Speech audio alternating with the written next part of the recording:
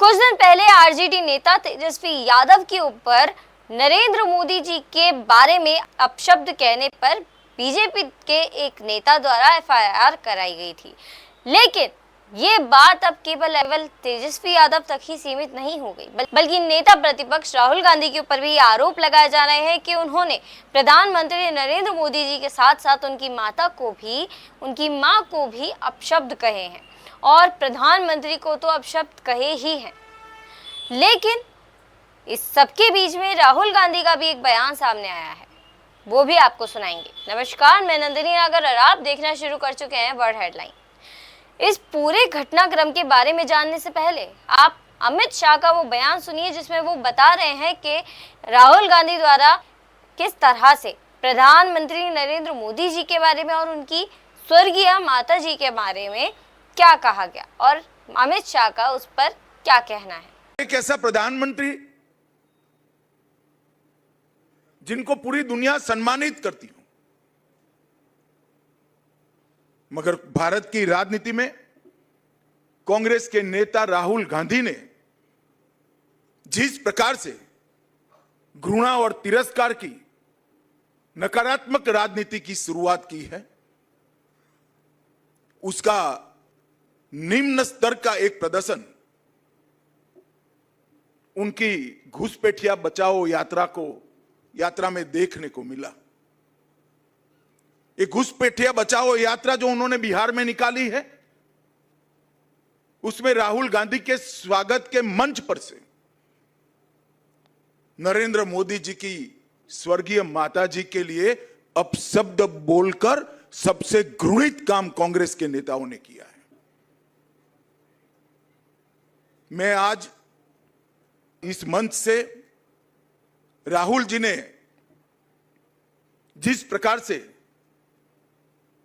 घृणा की स्तर बगैर की राजनीति की शुरुआत की है, उसकी और प्रधानमंत्री नरेंद्र मोदी जी की स्वर्गीय माता जी के लिए जो अपशब्द कहे गए, उसकी मैं हृदय से निंदा करता हूं।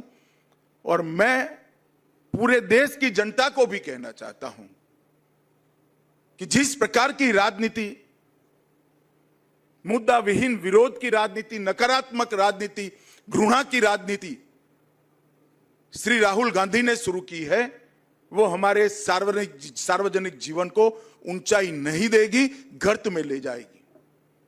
और ये आज से नहीं है। मोदी जी जब से मुख्यमंत्री बने तब से सोनिया जी, राहुल जी, मणिशंकर अय्यर, दिग्विजय सिंह, जयराम रमेश, रेणुका चौधरी, हर कांग्रेस नेता ने मोदी जी के लिए अपशब्द कहे। कोई मौत का सौदागर कहता है, कोई जहरीला सांप कहता है, कोई नीच आदमी कहता है, कोई रावण बताता है, कोई भस्मासुर बताता है, कोई वायरस कहता है। कांग्रेस के नेता क्या समझते हैं? इस प्रकार की भाषा का प्रयोग कर कर आपको जनादेश प्राप्त होगा क्या? मैं आज कांग्रेस के नेताओं को कहना चाहता हूं, जितनी ज्यादा गालियां मोदी जी को आप दोगे, कमल का फूल इतना ही बड़ा होकर खिलकर आसमान तक पहुंचेगा।